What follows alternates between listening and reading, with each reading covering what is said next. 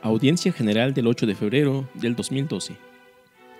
Queridos hermanos y hermanas, hoy quiero reflexionar con ustedes sobre la oración de Jesús en la inminencia de la muerte, deteniéndome en lo que refieren San Marcos y San Mateo. Los dos evangelistas nos presentan la oración de Jesús moribundo, no solo en lengua griega, en la que está escrito su relato, sino también, por la importancia de aquellas palabras, en una mezcla de hebreo y arameo. De este modo, transmitieron no solo el contenido, sino hasta el sonido que esa oración tuvo en los labios de Jesús. Escuchamos realmente las palabras de Jesús como eran. Al mismo tiempo, nos describieron la actitud de los presentes en el momento de la crucifixión, que no comprendieron o no quisieron comprender esta oración. Como hemos escuchado, escribe San Marcos: llegado el mediodía, toda la región quedó en tinieblas hasta las 3 de la tarde, y a las 3 Jesús clamó con voz potente: Eloi, Eloi, lema sabactani, que significa: Dios mío, ¿por qué me has abandonado? En la estructura del relato, la oración, el grito de Jesús, se eleva en el culmen de las 3 horas de tinieblas que, desde el mediodía hasta las 3 de la tarde, cubrieron toda la tierra. Estas 3 horas de oscuridad son, a su vez, la continuación de un lapso de tiempo anterior, también de 3 horas, que comenzó con la crucifixión de Jesús. El evangelista San Marcos, en efecto, nos informa que eran las 9 de la mañana cuando lo crucificaron. Del conjunto de las indicaciones horarias del relato, las 6 horas de Jesús en la cruz están articuladas en 2 partes cronológicamente equivalentes. En las 3 primeras horas, desde las 9 hasta el mediodía, tienen lugar las burlas por parte de diversos grupos de personas que muestran su escepticismo, afirman que no creen. Escribe San Marcos: los que pasaban lo injuriaban. De igual modo, también los sumos sacerdotes con los escribas, entre ellos se burlaban de él. También los otros crucificados lo insultaban. En las 3 horas siguientes, desde mediodía hasta las 3 de la tarde, el evangelista habla solo de las tinieblas que cubrían toda la tierra. La oscuridad ocupa ella sola toda la escena, sin ninguna referencia a movimientos de personajes o a palabras. Cuando Jesús se acerca cada vez más a la muerte, solo está la oscuridad que cubre toda la tierra. Incluso el cosmos toma parte en este acontecimiento. La oscuridad envuelve a personas y cosas, pero también en este momento de tinieblas, Dios está presente, no abandona. En la tradición bíblica, la oscuridad tiene un significado ambivalente. Es signo de la presencia y de la acción del mal, pero también de una misteriosa presencia y acción de Dios, que es capaz de vencer toda tiniebla. En el libro del Éxodo, por ejemplo, leemos: el Señor le dijo a Moisés: voy a acercarme a ti en una nube espesa. Y también, el pueblo se quedó a distancia y Moisés se acercó hasta la nube donde estaba Dios. En los discursos del Deuteronomio, Moisés relata: la montaña ardía en llamas que se elevaban hasta el cielo, entre nieblas y densas nubes. Ustedes oyeron la voz que salía de la tiniebla mientras ardía la montaña. En la escena de la crucifixión de Jesús, las tinieblas envuelven la tierra y son tinieblas de muerte, en las que el Hijo de Dios se sumerge para traer la vida con su acto de amor.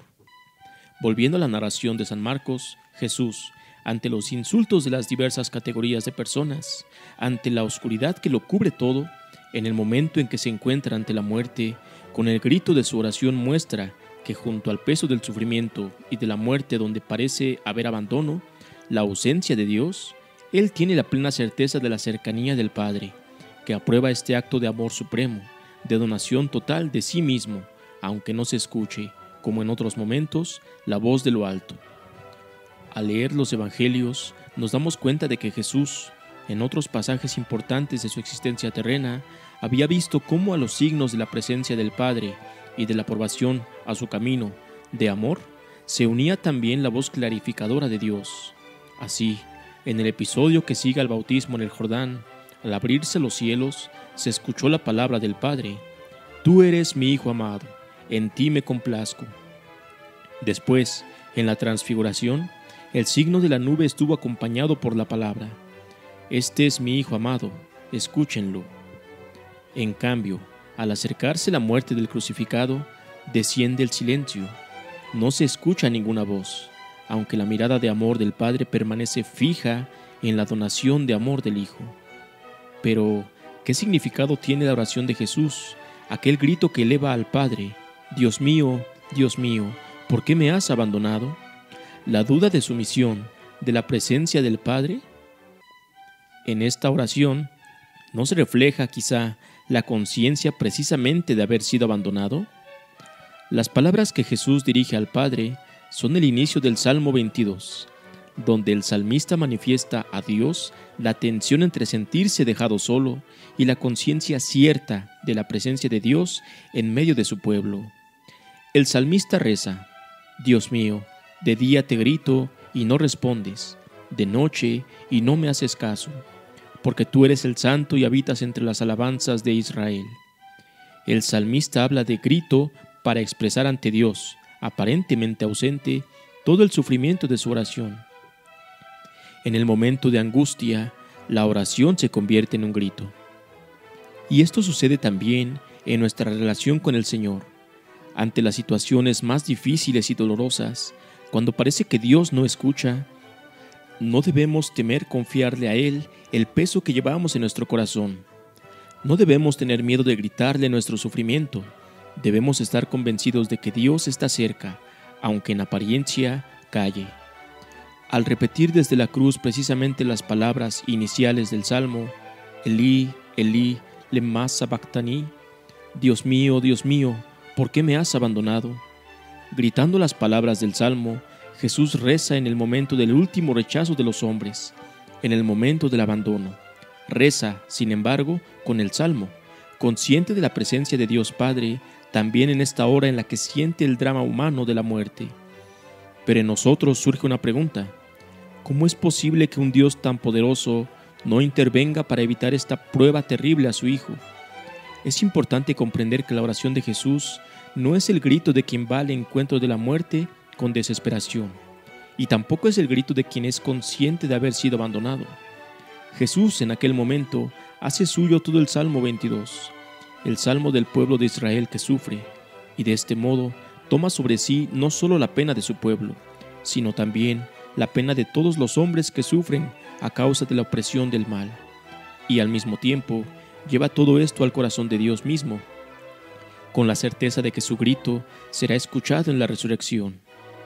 El grito en el extremo tormento es al mismo tiempo certeza de la respuesta divina, certeza de la salvación, no solamente para Jesús mismo, sino para muchos. En esta oración de Jesús se encierran la extrema confianza y el abandono en las manos de Dios, incluso cuando parece ausente, cuando parece que permanece en silencio, siguiendo un designio que para nosotros es incomprensible. En el Catecismo de la Iglesia Católica leemos: en el amor redentor que le unía siempre al Padre, Jesús nos asumió desde el alejamiento con relación a Dios por nuestro pecado, hasta el punto de poder decir en nuestro nombre en la cruz: Dios mío, ¿por qué me has abandonado? Su sufrimiento es un sufrimiento en comunión con nosotros y por nosotros, que deriva del amor y ya lleva en sí mismo la redención, la victoria del amor. Las personas presentes al pie de cruz de Jesús no logran entender y piensan que su grito es una súplica dirigida a Elías. En una escena agitada, buscan apagarle la sed para prolongarle la vida y verificar si realmente Elías venía en su ayuda. Pero un fuerte grito puso fin a la vida terrena de Jesús y al deseo de los que estaban al pie de la cruz. En el momento extremo, Jesús deja que su corazón exprese el dolor, pero deja emerger, al mismo tiempo, el sentido de la presencia del Padre y el consenso a su designio de salvación de la humanidad. También nosotros nos encontramos siempre y nuevamente ante el hoy del sufrimiento, del silencio de Dios. Lo expresamos muchas veces en nuestra oración, pero nos encontramos también ante el hoy de la resurrección, de la respuesta de Dios que tomó sobre sí nuestros sufrimientos, para cargarlos juntamente con nosotros y darnos la firme esperanza de que serán vencidos. Queridos amigos, en la oración llevamos a Dios nuestras cruces de cada día, con la certeza de que Él está presente y nos escucha. El grito de Jesús Nos recuerda que en la oración debemos superar las barreras de nuestro yo y de nuestros problemas y abrirnos a las necesidades y a los sufrimientos de los demás. La oración de Jesús moribundo en la cruz nos enseña a rezar con amor por tantos hermanos y hermanas que sienten el peso de la vida cotidiana, que viven momentos difíciles, que atraviesan situaciones de dolor, que no cuentan con una palabra de consuelo. Llevemos todo esto al corazón de Dios, para que también ellos puedan sentir el amor de Dios que no nos abandona nunca. Gracias.